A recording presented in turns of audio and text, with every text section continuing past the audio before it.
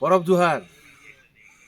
आज परबर तृतीय दिन सकाळू सकाळू कुहुड़ी भरा परब पड़िया आपण मानक समस्त को आज दिनर संभावना संपर्क में अवगत कराऊँच। गतकाली राति बहुत सुंदर कार्यक्रम देखला परे आज यही पड़िया शांत पड़ी। कौन सी जिनिस सदाबेल समान रुहे नहीं। जो पड़िया गतकाली राति उछुली उठुले व्यक्ति लोक गहल चहल रे यही पड़िया हसी उठुला हठात किछि घंटा मध्य शांत पड़ जाइए। तेणु जीवन रे से समस्या हो किंबा आनंद हो सबकिछि समय सहित परिवर्तनशील ताहा ही देखौछि यात्रा। तेणु परबर मजा नेला बेलू यही जीवन सत्यटी को यदि आम ग्रहण करिपरिबा निश्चित भाव आम लाभवान हवा। देखिबा आमे भीतर अवस्था केमिति अछि, केमिति शांत शीतल मध्य परब पड़िया निजको प्रस्तुत करुछि दिनर संभावना को संध्यार संभावना को। आसंतु ताहले भीतर को जिबा।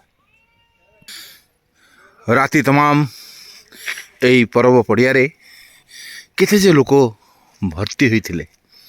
विभिन्न स्थान रे लोके सेल्फी नेबारे व्यस्त थिले।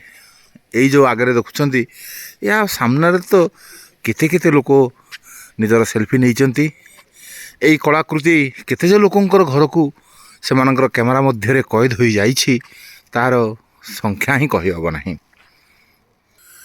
कुहुड़ी भितरे यही अभ्यर्थना कक्ष जहाँ नियंत्रण कक्ष बोली कह जाए ताहा मूक साक्षी भली ठिया होइछि एवं वर्णना करुछि गतकालीर व्यवसायर कथा, गतकालीर लोकंकर कथा, गतकालीर परस्पर मध्य कथबार्तार लंबा कहानीर कथा। परब कौन से एक नाच गीतर एक कार्यक्रम नुहे, कौन सी एक व्यवसायर कार्यक्रम नुहे। जमीक कह जाए आदिवासी जनजीवन में हाटर जेपरी एक भूमिका रही थाए कोरापुटर जनजीवन में यही वार्षिक उत्सव जहाँकि महोत्सव कह जाए परबर मध्य सही संपर्क रही थाए। अनेक दिन हम मिसी नथिबा व्यक्ति हठात देखा हो जाती परब पड़िया कोड़े नियंती परस्पर को।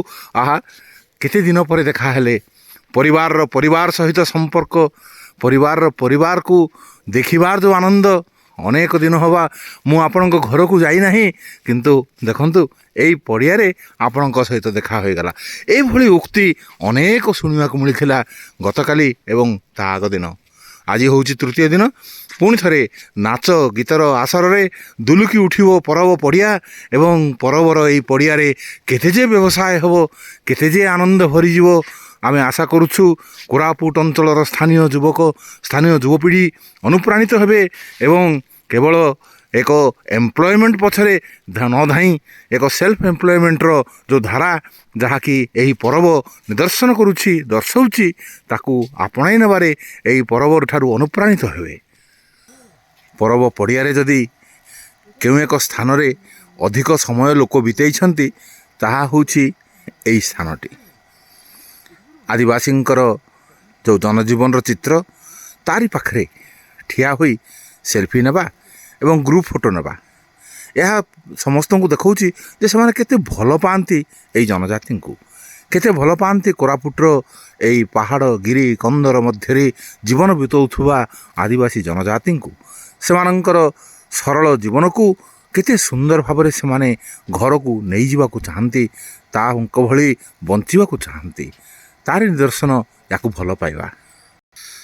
जीवनर अनेक आशा भली समस्त को सेवा जोगाइथिबा एई टिकी चौकीटी मध्य भांगी पड़िछि किंतु ठिया हबार साहस जार रहिछि सेमाने परबर गतकाली को आनंद रे उपभोग करिसेंति एवं आज मध्य उपभोग करिवे। कारण जीवनटी होउछि एई उठिबा एवं पुणी थरे ठिया हबार एक खेल। बाहाघर सरीबा परे जेमिति निस्तब्धता राजुति करि थाए आज परब पड़ियार यही सकाळे गतकाली रात मध्यरात्रि पर्यंत दुलुकी उठिथिबा परब पड़िया हठात शांत हो जाइछि नीरव हो जाइछि एवं एई नीरवता मध्य राजुति करुछि कोरापुटर प्रचंड शीत एवं कुहुड़ी ଏବଂ ସେହି କୁହୁଡ଼ି ମଧ୍ୟରେ ପରବର ସମସ୍ତ ସମ୍ଭାବନାକୁ ଉଜ୍ଜୀବିତ କରୁଛି ଏହି ପରବ ପଡ଼ିଆ। ଲାଗୁଛି କୌଣସି ଏକ ଅଜଣା ସ୍ଥାନରେ ଆସି ପହଞ୍ଚି ଯାଇଛେ, ଯେଉଁଠାରେ ରାସ୍ତା ଦେଖାଯାଉନାହିଁ କୌଣସି ଜନମାନସର ଚିହ୍ନ, ଲୋକଙ୍କର ଚଳପ୍ରଚଳର ଚିହ୍ନ ନାହିଁ। ହଠାତ୍ କେଉଁଠାକୁ ଆସି ପହଞ୍ଚି ଯାଇଛେ। ବ୍ୟସ୍ତ ହେବା ଦରକାର ନାହିଁ ବନ୍ଧୁ, ଏହା ହେଉଛି ପରବ ପଡ଼ିଆ। କଫି କପ୍ଟି ଦିଅ, କଫି ଟିକେ ପିଇବି। ଏଇ ବ୍ୟାକୁଳତାର ସହିତ ଭର୍ତ୍ତି ପଡ଼ିଥିବା ଏଇ ପ୍ରାଙ୍ଗଣ ପରବ ପଡ଼ିଆର ଏଇ ଆକର୍ଷଣର କେନ୍ଦ୍ରବିନ୍ଦୁ ବର୍ତ୍ତମାନ ମଧ୍ୟ ନୀରବି ପଡ଼ିଛି। ଅପେକ୍ଷା କରିଛି ପୁଣି ଥରେ ସକାଳ ହେବ, ପୁଣି ଥରେ ସନ୍ଧ୍ୟା ହେବ, ପୁଣି ଥରେ ଏଇ ଯେଉଁ ବନ୍ଦ ପଡ଼ିଥିବା ମେସିନ୍ ପୁଣି ଥରେ କାମ କରିବାକୁ ଆରମ୍ଭ କରିବ ଏବଂ ସମସ୍ତଙ୍କର ଓଠକୁ କଫିର ଉଷ୍ମତାରେ ଭରିଦେବ। କଫିମୟ ହୋଇ ଉଠିବ କୋରାପୁଟର ପରବ ପଡ଼ିଆ। ଏ ଚୌକି ମୋର, ଏ ଚୌକି ତୋର। ମୁଁ ଏ ଚୌକିରେ ବସିଥିଲି, ଟିକିଏ ଉଠି ଯାଇ ଆସିଲା ବେଳକୁ ଆଉ ଜଣେ ବସିଯାଇଛି। ଝଗଡ଼ା ଝାଟି ନିଜର ବୋଲି କହି ହେଉଥିବା ସେଇ ଚୌକି ବର୍ତ୍ତମାନ ଅପେକ୍ଷା କରିଛି ପୁଣି ଥରେ ଆସନ୍ତ କି ମୋ ଉପରେ ଟିକେ ବସନ୍ତ କି। ହଁ ଚୌକି କ'ଣ, ବର୍ତ୍ତମାନ ସକାଳ ହୋଇଛି, ପାହାନ୍ତିଆ ପହର 5:30 ସମୟ। ଏହି ସମୟରେ ବସିବା ପାଇଁ କେହି ବ୍ୟଗ୍ର ନୁହନ୍ତି। ପୁଣି ଥରେ ସନ୍ଧ୍ୟା ହେବ, ସମସ୍ତେ ଛୁଟି ଆସିବେ ତମରି ପାଖକୁ, ତମରି ଉପରେ ବସି ଆନନ୍ଦରେ ଉପଭୋଗ କରିବା ପାଇଁ ପରବର ସାଂସ୍କୃତିକ ବିଚିତ୍ରାକୁ। ପରବ ମଞ୍ଚ, ଏହି ମଞ୍ଚରେ ପହରଦିନ ମୁଖ୍ୟମନ୍ତ୍ରୀ ନିଜର ବକ୍ତବ୍ୟ ଉପସ୍ଥାପନ କରିଥିଲେ। ଅନେକ ସାଂସ୍କୃତିକ କାର୍ଯ୍ୟକ୍ରମ ମଧ୍ୟରେ ମଧ୍ୟରାତ୍ରି ପର୍ଯ୍ୟନ୍ତ ଚାଲିଥିଲା, ପାହାନ୍ତିଆ ପହର ପର୍ଯ୍ୟନ୍ତ ଚାଲିଥିଲା ସଙ୍ଗୀତର ଆସର, ନୃତ୍ୟର ଆସର। ଗତକାଲି ମଧ୍ୟ କୋରାପୁଟର ସାଂସଦ ମୁଖ୍ୟ ଅତିଥି ଭାବେ ଆସି ପହଞ୍ଚିଥିଲେ ଏବଂ ନିଜର ବକ୍ତବ୍ୟ ଉପସ୍ଥାପନ କରିଥିଲେ। ଏବଂ ସେହି ବୈଠକ ପୂର୍ବରୁ ଏବଂ ପରେ କୋରାପୁଟର ସାଂସ୍କୃତିକ ବିଚିତ୍ରା ସହିତ ସଙ୍ଗୀତର ଧୁନ୍ ଏହି ମଞ୍ଚକୁ ଅନେକ ଆନନ୍ଦ ପ୍ରଦାନ କରିଥିଲା। ବର୍ତ୍ତମାନ ନୀରବି ପଡ଼ିଛି, ଶୋଇପଡ଼ିଛି, ଟିକେ ଘୁମେଇ ପଡ଼ିଛି, ଟିକେ ପୁଣି ଥରେ ଜାଗ୍ରତ ହେବ, ସମସ୍ତଙ୍କୁ ପୁଣି ଥରେ ଆନନ୍ଦ ପ୍ରଦାନ କରିବ। ଜୀବନରେ ଏମିତି ଆସେ, ତାହା ଗୁରୁତ୍ୱପୂର୍ଣ୍ଣ ହୋଇଉଠେ, ହଠାତ୍ କେହି ଆଉ ପଚାରନ୍ତି ନାହିଁ। ଠିକ୍ ସେହିଭଳି ମଞ୍ଚ ସାମ୍ନାରେ ପଡ଼ିଥିବା ଏହି ବିଶେଷ ଚୌକିର ଜୀବନଯାତ୍ରାକୁ ଯଦି ଆମେ ଟିକେ ନିରେଖି କରି ଦେଖିବା, ରାତି ସମୟରେ ଏହି ଚୌକିରେ ବସିବା ପାଇଁ ଅନେକ ଲାଳାୟିତ ହୁଅନ୍ତି, କିନ୍ତୁ ତା ପାଖ ମାଡ଼ି ପାରନ୍ତି ନାହିଁ। କାରଣ ଏହା କୁହାଯାଏ ଯେ ଭିଆଇପିଙ୍କର ଚୌକି। ବର୍ତ୍ତମାନ କୁହୁଡ଼ି ମଧ୍ୟରେ ପାହାନ୍ତିଆ ପହରରେ ଅପେକ୍ଷା କରିଛନ୍ତି ସେମାନେ, କେହି ଆସନ୍ତା କି, ଟିକିଏ ବସନ୍ତା କି। ତେଣୁ ଜୀବନରେ ଆମେ ଅନେକ ସମୟରେ ଅତି ଗୁରୁତ୍ୱପୂର୍ଣ୍ଣ ବ୍ୟକ୍ତିତ୍ୱ ହୋଇ ଉଠିଥାଇପାରେ, କିନ୍ତୁ ହଠାତ୍ ଜୀବନର ଏପରି ଏକ ସମୟ ଆସି ପହଞ୍ଚେ ଯାହାକି ଅନ୍ୟ ଏକ କାର୍ଯ୍ୟ ପାଇଁ ନିଜକୁ ନିୟୋଜିତ କରିବା ପାଇଁ ଆମେ ଗୁରୁତ୍ୱହୀନ ହୋଇଉଠୁ। କିନ୍ତୁ ବାହ୍ୟ ଜଗତର ଗୁରୁତ୍ୱ ଦେବା କିମ୍ବା ଗୁରୁତ୍ୱହୀନ ହୋଇଯିବା, ତାହା ଆମର ଜୀବନର ଲକ୍ଷ୍ୟରେ କୌଣସି ବାଧା ଉପୁଜେ ନାହିଁ। କାରଣ ଆମେ ନିଶ୍ଚିତ ଭାବରେ ଭଗବାନଙ୍କର ଏକ ଗୁରୁତ୍ୱପୂର୍ଣ୍ଣ ଅଂଶ, ଗୁରୁତ୍ୱପୂର୍ଣ୍ଣ କାର୍ଯ୍ୟ ନେଇ ଏହି ଧରାଧାମକୁ ଆସିଛେ। ଏହି ସତ୍ୟକୁ ଯେତେ ଆମେ ନିରେଖି କରି ଜାଣିପାରିବା, ଯେତେ ଅନୁଭବ କରିପାରିବା, ଏହି ପର୍ବ ପଡ଼ିଆରୁ ଅନେକ କଥା ଶିଖିବା ପାଇଁ ଆମକୁ ନିରନ୍ତର ଏକ ଖୋରାକ ମିଳି ଚାଲିଥିବ। ଏଇ ଚୌକିମାନଙ୍କ ହେଉ କିମ୍ବା ପରବ ପଡ଼ିଆ ହେଉ, କେତେବେଳେ କୋଳାହଳରେ ଭରିଯାଏ ଜୀବନ, ତ କେତେବେଳେ ନୀରବତାରେ ଭରିଯାଏ ଏହି ଜୀବନଟି। ରାଜୁତି କରିଥାଏ ନୀରବତା।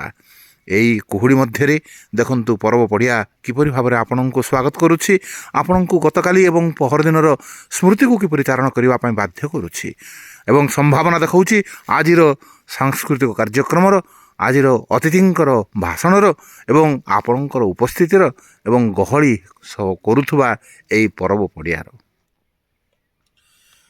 ଦେଖିଲେ ତ ବନ୍ଧୁ, ଏ ହେଉଛି ପରବର ସକାଳର ଦୃଶ୍ୟ। ଏହା ମଧ୍ୟ ଏକ ପରବ, କାରଣ ପରବ କୌଣସି ଏକ ଯାନିଯାତ୍ରା ନୁହେଁ, କୌଣସି ଏକ ନାଚ ଗୀତର ଆସର ନୁହେଁ, ବ୍ୟବସାୟର କ୍ଷେତ୍ର ନୁହେଁ। ଏହା ହେଉଛି ଏକ ଅନୁଭୂତି, ଏହା ହେଉଛି ସମସ୍ତଙ୍କର ମନର ଏକ ଅବ୍ୟକ୍ତ ଚେତନାର ବ୍ୟକ୍ତ କରିବାର ଏକ ମାଧ୍ୟମ। ଆଜି ଏଇ ମଞ୍ଚ ନୀରବ ପଡ଼ିଥାଇପାରେ, ସନ୍ଧ୍ୟାବେଳକୁ ସମସ୍ତଙ୍କୁ ପୁଣି ଥରେ କଥା କହିବାର ପ୍ରୟାସ କରିଥାଇପାରେ। ଜଗନ୍ନାଥଙ୍କର ପଟ୍ଟଚିତ୍ର, ଜଗନ୍ନାଥଙ୍କର ପ୍ରତିମୂର୍ତ୍ତି ଏଠାରେ ସ୍ଥାପନ କରାଯାଇଛି। ପରବ ମଞ୍ଚରେ ପରବ ପତାକା ମଧ୍ୟ ଉଡ଼ୁଛି, ପରବର ମଶାଲ ମଧ୍ୟ ଜଳି ଉଠୁଛି ଏବଂ ସବୁକିଛିକୁ ନେଇ ଅନେକ ସମ୍ଭାବନାକୁ ନେଇ ଏଭଳି ଏକ ସ୍ଥାନୀୟ ଏକ ସ୍ଥାୟୀ ପଡ଼ିଆ ମଧ୍ୟରେ ଭବିଷ୍ୟତର ପରବକୁ ମଧ୍ୟ ଅନେକ କଥା କହିବାର ପ୍ରତିଶ୍ରୁତି ଦେଉଛି ଏହି ପରବ ମଞ୍ଚ। ଆପଣଙ୍କର ଜୀବନ ପରମମୟ ହୋଇଉଠୁ, ଆନନ୍ଦମୟ ହୋଇଉଠୁ, ଉଲ୍ଲାସମୟ ହୋଇଉଠୁ, ଉତ୍ସାହରେ ଭରିଯାଉ, ଏକ ନୂତନ ଆନନ୍ଦ ପାଇଁ, ଏକ ନୂତନ ସକାଳ ପାଇଁ, ଏକ ନୂତନ ଦୁନିଆ ପାଇଁ, ଏକ ନୂତନ ଦିନ ପାଇଁ, ଏକ ନୂତନ ସନ୍ଧ୍ୟା ପାଇଁ। ଆପଣଙ୍କର ଜୀବନରେ ବି ଆନନ୍ଦର ନୃତ୍ୟ ଆଉ ନିରନ୍ତର ଭାବରେ ଏହି ପରବ ଭଳି ଆଣିଦେଉ ଅନେକ ସମ୍ଭାବନାର ସ୍ରୋତ। ରହୁଛୁ ତେବେ ସକାଳୁ ସକାଳୁ କୁହୁଡ଼ି ଭରା ପରବ ପଡ଼ିଆ ମଧ୍ୟରୁ ସମସ୍ତଙ୍କୁ ପରବ ଜୁହାର।